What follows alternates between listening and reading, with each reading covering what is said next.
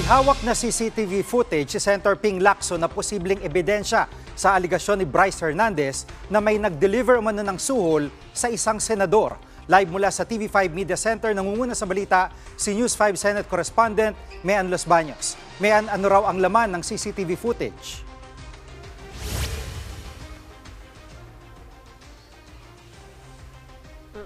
Jiggy, tama ka, may nakuha nga raw na kopya sa Senator Ping Lacson nitong CCTV footage kung saan makikita na may isang staff ng isang contractor ng flood control projects ang dumalaw sa Senado noong August 19. At tinukoy ni Senator Ping Lacson yung staff na yan na nagngangalang Mina ng WJ Construction Company. So, sino ba yung Mina na yan? Yan ay unang binanggit ni DPWH Engineer Bryce Hernandez na di umano naghahatid ng suhol o komisyon para kay Beng Ramos. Jiggy, sino naman yung Beng Ramos? Ito din yung tinukoy ni DPWH Engineer Hernandez na di umano staff naman ni Senator Jinggoy Estrada. Pero nauna ng pinasinungalingan niya ni Senator Jinggoy Estrada at sinasabi niya hindi niya staff yung Beng Ramos na yan. Pero lumalabas, Jiggy, na empleyado talaga ng Senado yung Beng Ramos pero under siya ng office ng Blue Ribbon Committee. At yun nga ang sinasabi na naghahatid at sa ngayon ay nasa motor pool siya. No? Narito ang bahagi ng pahayag ni Senator Ping Lacson. Di umano, yung WJ magdadala o magdi-deliver ng obligasyon.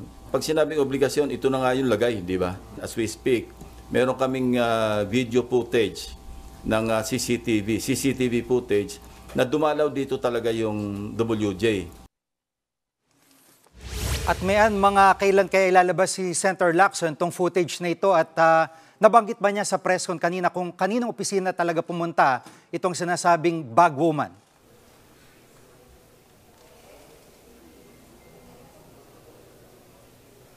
Jiggy, may ideya raw si Senator Ping Lacson kung kaninong opisina dumalaw itong si Mina ng WJ Construction. Pero ilalabas na lamang daw nila yung detalye kasi bine-verify pa. At yung mismong footage na nakuha nila, yung CCTV footage na yan, sa September 18 sa darating na Webes kung kailan ipagpapatuloy yung pagdinig ng Senate Blue Ribbon Committee. Basta ang mahalaga daw ngayon, pinasecure muna ni Senator Lacson yaang footage na yan para mapanood din daw niya. At iimbitahan niyang Mina at yung mismong operator ng CCTV sa Senado para makapag-testify nga sila. Jiggy. At kanina sa press con din ni Senator Lacson, no, talagang yung budget insertion, napaka-grabe kong gawin. Sabi niya, pwede sa toilet paper isulat, yellow pad o kaya kapirasong papel lang. At kinumpirma niya na may 355 million na budget insertion umano sa 2025 budget. Pakidetalye ito.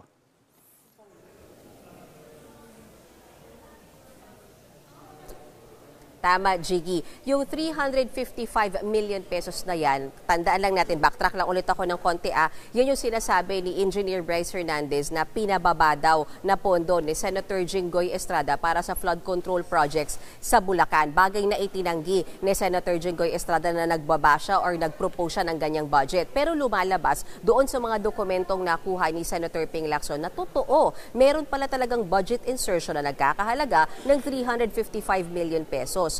Hindi raw yan present sa NEP o dun sa National Expenditures Program o yung budget na mula sa palasyo. Hindi rin daw yan present doon sa bersyon ng Kamara. Saan yan present, Jiggy? Sa version ng Senate at sa Bicameral Conference Committee. Kaya ang hinala ni Senator Ping Lacson na ipasok yan 355 billion pesos na yan sa Senado o kaya sa Bicam. Ang problema, hindi nga kasi matrace kung sino yung mga proponents ng kada budget insertion, kaya posible daw na hindi rin masagot kung kanino galing yan at sinong nagpababa ng pondo na yan, Jiggy.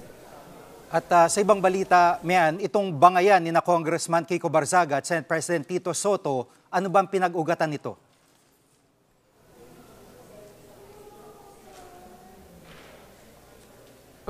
Naunang sinabi ni Cavite Representative Barzaga na dapat daw sumama din sa investigasyon kaugnay sa maanumalyang flood control project si Speaker Martin Romualdez. And then next yung sinabi, baka daw makaapekto doon sa ginagawang investigasyon yung pagiging close daw ni Senate President Tito Soto at ni Speaker Martin Romualdez. Pero pumalag dyan sa Senate President Tito Soto at ang sabi niya, teka muna, hindi naman Senate President ang nagsasagawa ng investigasyon, kundi ang Blue Ribbon Committee. At ayon pa nga at iginiit pa nga ni Senate President Soto na gagawin niya kung ano yung alam niyang tama at wala siyang pakialam kung sinong tatamaan, kaibigan man o hindi. Balik sa iyo, Jiggy. Yan po ang ulat ni Mayan Los Baños live mula sa TV5 Media Center. Mga kapatid, Jiggy Manikad po, pagdating sa mahalagang balita sa loob at labas ng bansa, dapat una sa lahat, mag-follow at mag-subscribe na sa social media pages ng News 5.